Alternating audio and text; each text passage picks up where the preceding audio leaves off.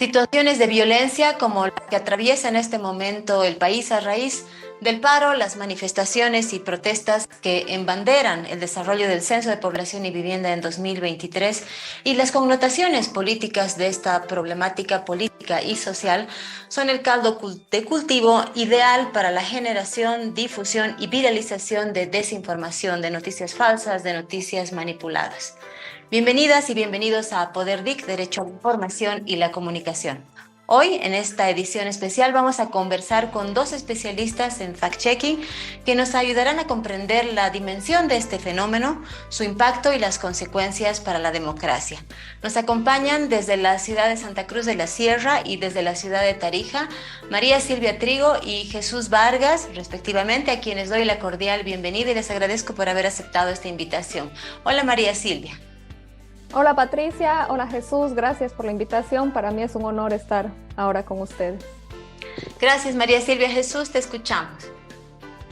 Gracias Pati. Igualmente un gusto poder debatir con María Silvia, con vos, hablar de esto que nos tiene, ¿no? En una época de tensión, pero que también es un tema que poco a poco se va adentrando, como es la verificación de datos.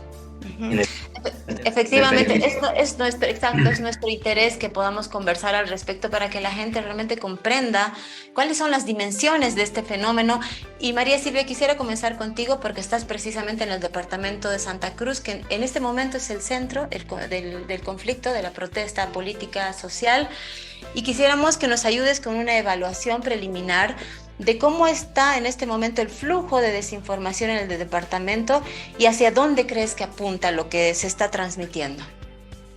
Gracias, Pati. Bueno, como vos mencionabas, siempre las situaciones de conflicto como la que estamos atravesando ahora son caldo de cultivo de la desinformación. Seguramente Jesús, que está en Bolivia Verifica, tiene más datos y nos puede ayudar a identificar mejor por dónde se mueven las tendencias en cuanto a la estadística, digamos, de la desinformación. Lo que yo observo como ciudadana ahora y que me parece preocupante, más allá de la noticia falsa que circula, digamos, en redes sociales, me preocupan las narrativas macro que se están creando en relación al censo, al paro cívico, a los bloqueos en Santa Cruz. A mí me gustaría citar, por ejemplo, las narrativas que están relacionadas a las expectativas posteriores al censo, que no son hechos reales, o sea, son expectativas que no tienen una base real. Por ejemplo, se dice que el censo va a modificar el padrón electoral cuando no tiene ninguna incidencia y son procesos diferentes con objetivos diferentes, ¿no? Acá mucha gente de la que está manifestándose en contra de la postergación del censo argumenta temas relacionados al padrón electoral, pese a que son cosas diferentes. Y otra narrativa que se está gestando, que tampoco tiene una base muy sólida, es que el censo va a incidir de manera inmediata en mejorar la salud y la educación de la población.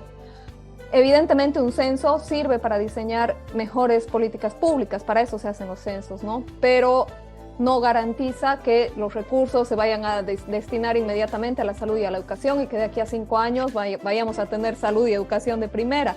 Bolivia tiene censos desde 1831 y la situación en cuanto a servicios de salud y de educación nunca ha sido mejor o ha sido un cambio muy grande a lo que tenemos ahora, ¿no? Entonces, estas narrativas que se gestan desde el poder político en base a información que no es verídica y que no son hechos reales, a mí me parecen bastante preocupantes y creo que son las que están motivando a que la gente salga a las calles.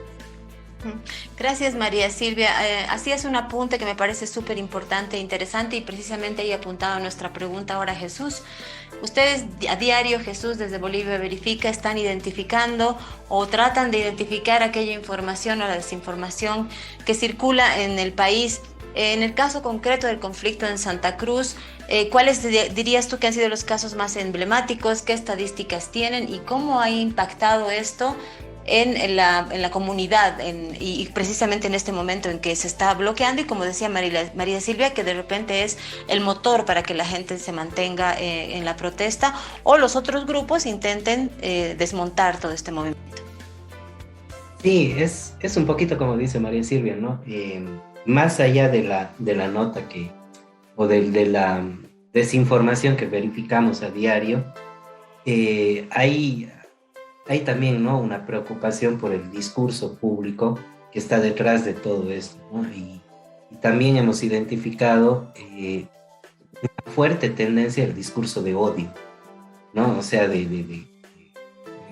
un discurso muy, muy agresivo, obviamente apoyado con uno u otro tema que ayudan a la desinformación, ¿no? Una imagen antigua, un comunicado de otro contexto, o un video, pero detrás el contenido que llevan el video, el texto que acompaña, perdón, al video, a la fotografía, es el discurso de odio que está ahí está inmerso, y eso sí nos llama bastante la atención, ¿no? Especialmente en Twitter, en Instagram, en Facebook. Hay mucha tendencia al discurso de odio, ¿no? Y la mayoría de los contenidos que circulan en este tiempo son videos e imágenes, ¿no? Y videos, por ejemplo, el otro día conversábamos con María Silvia, por ejemplo, videos ya muy fuertes, ¿no? Por ejemplo, donde se hiere a otra persona y se le pone calificativo, ¿no? Como si fuera de determinado bando. Videos obviamente de otro contexto, de otro país, pero lo más peligroso de estos videos es el contenido que se les. Entonces, eso nos ha llamado bastante la atención. Ajá. Jesús, ¿podrías ponerle un número a la cantidad de desinformación que circula a día? Bueno, en realidad no a la cantidad de información, sino a la que ustedes han podido detectar, o es muy arriesgado hacerlo. En estas últimas semanas, un número ahorita no tengo a mano el número exacto, que nosotros manejamos una base de datos, Bolivia Verifica, pero sí lo que yo puedo decir es cuáles han sido las principales tendencias, ¿no? En cuanto al periodo del censo, porque prácticamente en estas 2-3 últimas semanas toda la desinformación ha tenido que ver con este conflicto, ¿no? Y la desinformación que ha circulado ha tenido personajes en específico, ¿no? Por un lado, Fernando Camacho, ha estado también Luis Fernando Camacho, el rector de la universidad, Gabriel René Moreno, el presidente cívico de Santa Cruz, digamos que han sido los principales atacados de uno de los bandos. Y del otro lado, el ministro del gobierno, el ministro del Castillo, la ex diputada, la ex parlamentaria Lidia Patti también ha sido foco de atención en este periodo, el presidente Luis Arce también, y la ministra Marianela Prado, ¿no? Ellos han sido las principales autoridades que han sido foco de la desinformación, o sea, con contenidos que aludían a estas autoridades. Y también se han circulado bastante comunicado, videos, para mantener un estado de paranoia en la población. ¿A qué me refiero? O sea, estén alertas, va a pasar esto, o están llegando militares, o están llegando policías, cosas, un estado de paranoia, un estado, tener a la población en un estado psicológico muy, muy complejo, ¿no? Entonces, esos han sido los contenidos que más circulan, ¿no? Actualmente están circulando. Uh-huh. Gracias, Jesús. María Silvia, tú como experta en el tema, tengo entendido, tal vez estoy equivocada y me corriges, la desinformación se disemina hasta 6 veces más rápido que un contenido real. Considerando este dato, o quizá otro que tú tengas, pero que me imagino va por ahí, ¿cuán factible crees tú que es contrarrestar todo este aluvión de desinformación que se está generando en el caso concreto del conflicto en este momento centrado entre Santa Cruz y el gobierno? Bueno, yo creo que es algo muy difícil combatir la desinformación cuando es un fenómeno organizado como el que posiblemente estemos enfrentando ahora. Yo no podría decir si la verificación por sí sola alcanza, porque como vos mencionas, un bulo circula mucho más rápido que la verificación que va detrás de ese bulo, ¿no? Yo creo que hay muchas cosas por hacer, no solo desde el periodismo y desde las verificadoras de información, porque se tiende a asociar fake news o desinformación con periodismo, sino desde otros ámbitos del sistema democrático. Y pienso que la alfabetización mediática, si bien es un proyecto a largo plazo para la desinformación, creo que enseñar a la gente a informarse mejor, a discernir una información falsa, una verdadera, a dudar, a ser escépticos frente a la información que reciben, a entender los sesgos propios. Creo que ese es un proceso quizás más largo, pero que puede rendir más frutos que simplemente combatir la desinformación desmintiendo notas, que es muy válido, que es necesario, sí, pero creo que no es suficiente para combatir el fenómeno.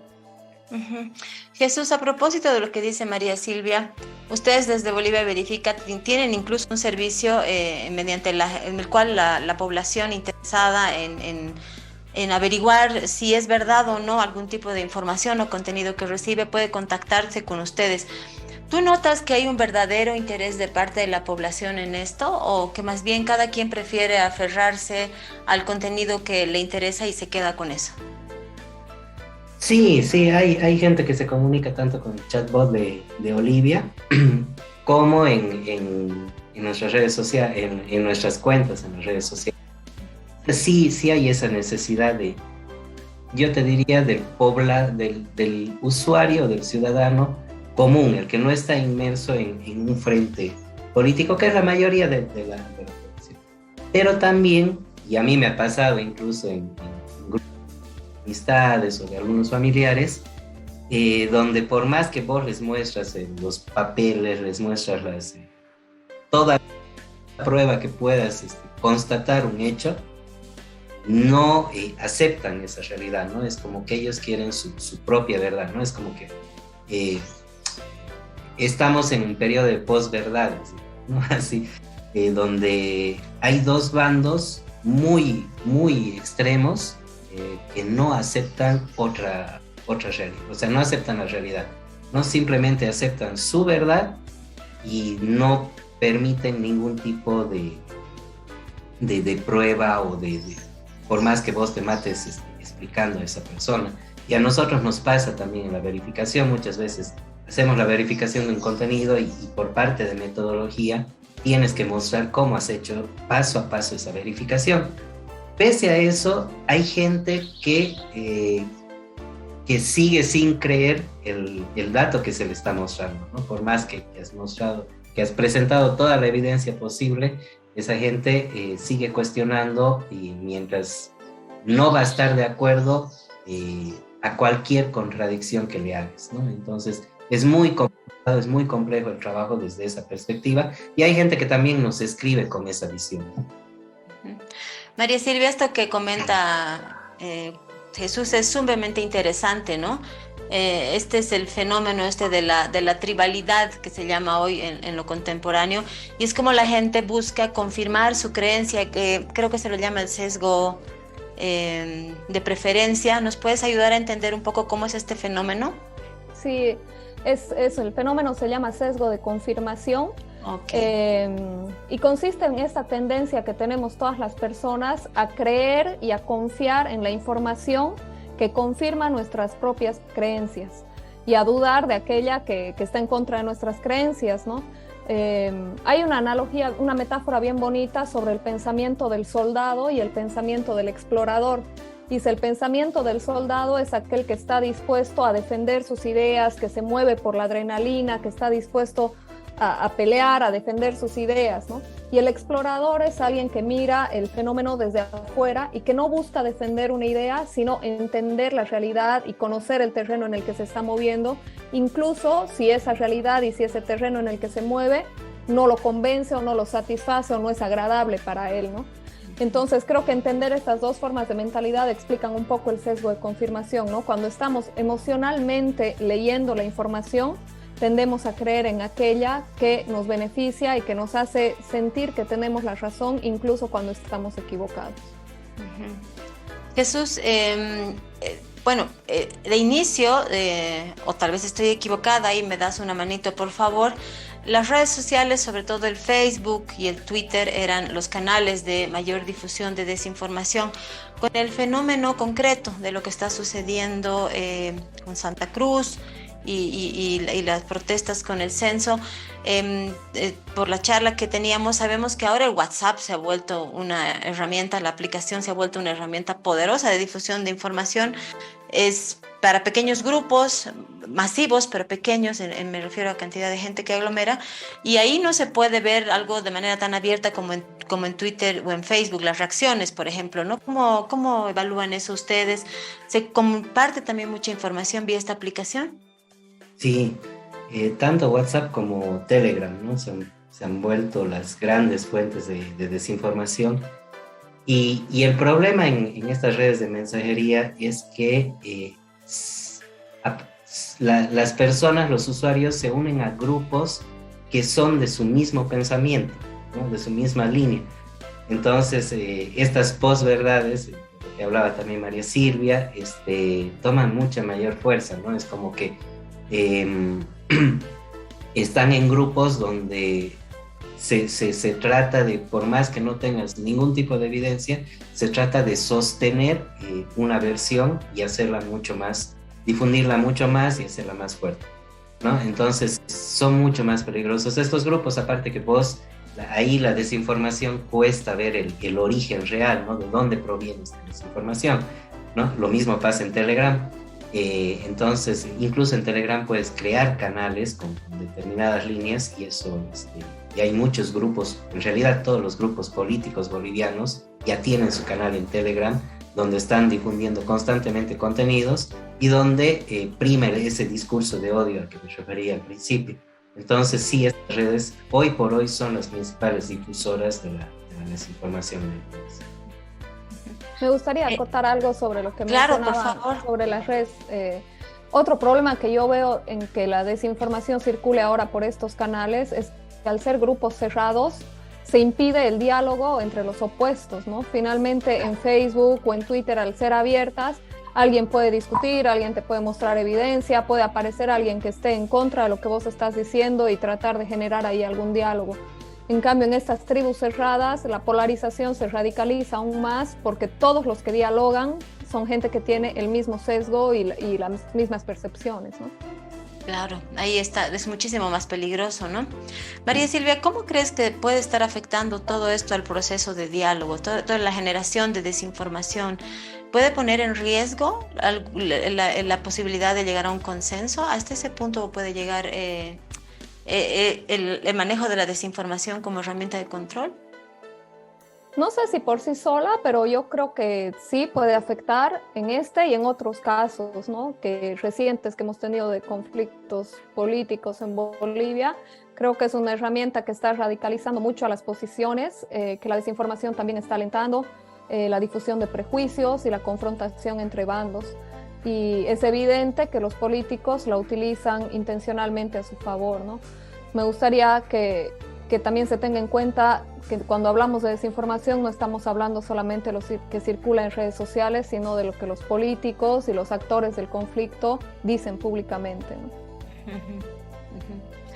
Jesús, hablando de los actores y los protagonistas del conflicto, ya los mencionaba hace instantes María Silvia, ¿cuán fácil, factible está siendo llegar a ellos desde Bolivia Verifica para confirmar la información? ¿Son fuentes abiertas? ¿Se están cerrando? ¿Cómo miden ustedes eso? En este momento es clave el trabajo que ustedes realizan. No, es todo lo contrario, ¿no? O sea, deberían ser los primeros interesados en aclarar, digamos, ciertas situaciones y pasa todo lo contrario. Las autoridades cada vez se cierran más en situaciones de conflicto. Incluso al principio María Silvia decía, ¿no? El tema del censo, la confusión que existe referente al censo y lo del padrón electoral. No recuerdo hasta ahora ninguna autoridad del gobierno que haya salido a dar esa aclaración, ¿no? Incluso para que la gente entienda tenga un mejor contexto de qué se está tratando, de qué se está debatiendo. Sin embargo, ninguna autoridad, ni siquiera técnica del gobierno, no recuerdo en este momento, que haya salido a hacer una aclaración.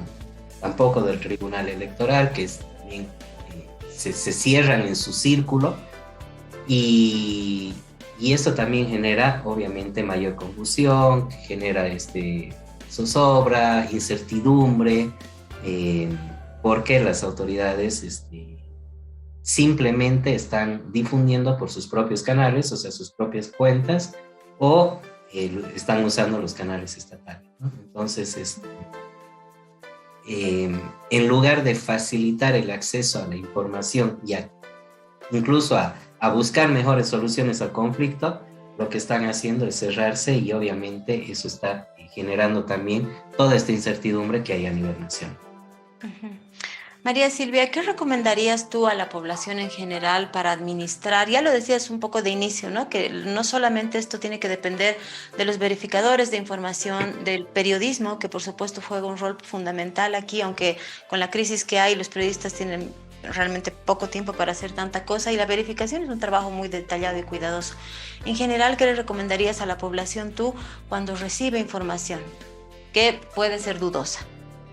Yo creo que la principal recomendación es decirle a la gente que esté alerta de que la desinformación existe. Yo pienso que la pandemia en ese sentido ha contribuido mucho a que la población tome conciencia de que la desinformación es un fenómeno presente y de que tiene graves consecuencias que puede ser para la salud, para la democracia u otra cosa, ¿no? Entonces, estar alerta sobre que esto es un fenómeno que ocurre y desconfiar de todo lo que llega, ¿no? Hay muchos consejos que se pueden dar que se encuentran fácilmente en internet, como por ejemplo cuando la tipografía de una imagen que te llega, de un fotomontaje, no corresponde a la del medio en cuestión, o verificar en fuentes fidedignas, en medios de comunicación, si ha sido publicada o no la noticia. Pero lo principal es estar alerta uno, sospechar cuando son informaciones que nos producen alguna reacción emocional, si son noticias o que se hacen pasar por noticias que nos hacen sentir que tenemos la razón, o nos generan miedo, o nos generan indignación. Todo aquello que nos produzca una respuesta emocional puede ser que sea una información falsa. Dudar y no compartir creo que es lo principal, y bueno, luego buscar en fuentes de información creíbles si esa información ha sido publicada o no. Uh-huh. Jesús, a propósito de fuentes de información creíbles, ¿cuánto tiempo a ustedes les toma? Bueno, yo sé que no todo es igual porque cada caso es particular, pero como mínimo y como máximo, ¿cuánto tiempo le ha tomado Bolivia Verifica confirmar si un dato es o no engañoso, o un contenido, perdón, si es o no engañoso, es falso, es verdadero? ¿Y qué tipo de trabajo hacen ustedes para que la gente entienda un poco cómo es de poderoso este fenómeno, que además no se puede combatir con tanta facilidad? Sí, a veces yo digo entre broma, pero en realidad que faltan manos, ¿no? Para hacer la cantidad de desinformación que hay, especialmente en tiempos de conflicto. Y algo que quería acotar antes de responder a la pregunta, un poquito de lo que decía, ¿no? Sobre las fuentes, sobre las autoridades. Que algo que también hemos visto, un fenómeno que se está dando, es como que están usando el término, digamos, o la terminología, ¿no? de la desinformación o de los fake news, como ellos dicen, para mostrar una postura política, ¿no? Por ejemplo, cuando una autoridad dice algo en contra de la otra, en lugar de salir a responder al debate, lo que dice ahora es muy fácil, ¿no? No es una fake news, directamente para desacreditar al oponente. Entonces, de los diferentes bandos, tanto he escuchado como autoridades nacionales del gobierno, autoridades regionales, usar estos términos para mostrar una postura política, ¿no? Entonces ahí te generan todavía mayor caos, mayor desinformación con esas respuestas. Incluso han creado en algún momento el gobierno ha creado para contrastar lo de Bolivia Verifica una propia verificadora, ¿no? Y ellos ponían falso a lo que a ellos les convenía, ¿no? Entonces también se está generando este fenómeno. Y ahora en cuanto a la consulta, bueno, nosotros tenemos un procedimiento para hacer las verificaciones, por un lado el discurso público y por el otro lado la verificación de contenidos que circulan en diferentes redes sociales. En cuanto a los contenidos que circulan, por ejemplo, en las redes, lo que hacemos es hacer primero un análisis. Puede ser que sea un contenido que tenga una desinformación, pero se analiza todo el contexto, ¿no? Porque a veces por hacer una verificación puedes generar más daño que en lugar de dar una respuesta.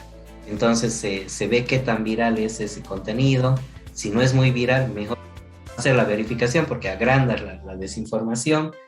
Y posteriormente hay muchas herramientas, tanto tecnológicas, pero algo que incluso con María Silvia muchas veces lo hablamos, es que lo que más prima yo creo en la verificación es ese olfato también periodístico de analizar vos por tu cuenta y por el contexto que conoces el contenido y no solamente confiarte al 100% en lo que te dice una herramienta tecnológica, ¿no? Entonces,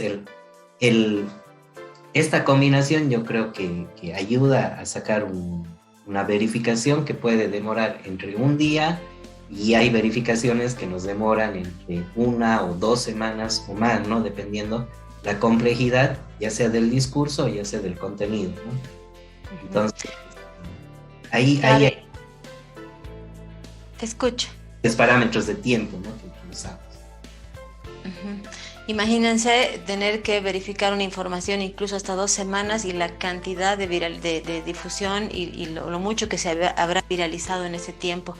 Bueno, nosotros desde Poder DIC, Derecho a la Información y la Comunicación, buscamos eso precisamente, que se promueva el acceso a la información pública para toda la ciudadanía, pero además información transparente, ¿no? Yo quisiera escuchar la reflexión final de María Silvia y Jesús, apuntando precisamente esto, ¿no? Considerando la importancia para la toma de decisiones de que la gente acceda a la información pública transparente. María Silvia y Jesús, los escucho.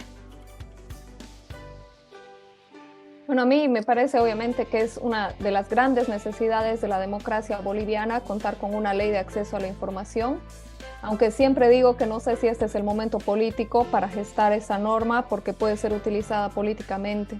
Sí, en Bolivia tenemos normativa que nos ampara para solicitar información, está en la Constitución política y tenemos también un decreto, pero todos los periodistas coincidimos en que eso no se cumple. No es un Estado transparente en su gestión. Lo estamos viendo con el INE, que nunca transparentó información durante más de un año. Nos decían que todo estaba bien y ahora estamos en este conflicto por falta de transparencia. Como reflexión final, también hablando en esto de la desinformación, me gustaría hacer una pequeña reflexión sobre la autocrítica de los medios. Y es que, por ejemplo, Jesús nos mencionaba antes que el tribunal no ha aclarado algunas cosas sobre el padrón y la relación con el censo, la relación inexistente con el censo, ni tampoco otro actor político. Y a mí me gustaría en ese análisis incluir a los medios de comunicación. Creo que los periodistas estamos obligados a estar alertas sobre las narrativas que se están gestando en tiempos de conflicto y a brindar información transparente y honesta también. Gracias, María Silvia. Jesús. Sí, yo también coincido, ¿no? Con María Silvia de que sí es necesaria una ley de acceso a la información, pero obviamente también como periodista a veces me da miedo, ¿no? Por el momento en que se haga esta norma. Si bien tenemos respaldos, yo en lo particular tengo experiencias, ¿no? Por ejemplo, un tema que hicimos una solicitud a ENDE, ya vamos creo que 2 años con esa solicitud, hemos vuelto a mandar carta apoyándonos en las leyes vigentes, ¿no? Tanto en la Constitución como en ese decreto, incluso en la ley de medio ambiente, pero hasta ahora no hemos tenido la respuesta esperada. Entonces sí es necesario y eso es palpable, ¿no? Al entrar como cualquier usuario, ya no como periodista, como cualquier usuario, a cualquier página estatal y no encontrarte con la información que estás buscando, no tener cómo acudir a la información que necesitas, ni por internet, mucho menos cuando vas a la institución pública. Entonces es una necesidad no solamente para los periodistas, ¿no? Sino es una necesidad para todo el país. Así es, una necesidad y un derecho además, ¿no? Un derecho humano. Muchísimas gracias a ambos por habernos brindado su experiencia, su tiempo, su análisis y esperamos tenerlos nuevamente y muy pronto en el programa. Va a ser hasta un próximo encuentro. Gracias, Pati. Gracias, Pati. Gracias. Y a ustedes, amigos, recordarles que pueden vernos cada semana a través de la señal de Facebook de la Fundación para el Periodismo. Les pido por favor que compartan, que comenten, que den like a la emisión de este programa, y también quiero agradecer a nuestros aliados que nos retransmiten: Televisión Universitaria de Tarija, Educativo a nivel nacional y el diario digital Te Informas. Va a ser hasta una próxima entrega con Poder DIC, Derecho a la Información y la Comunicación.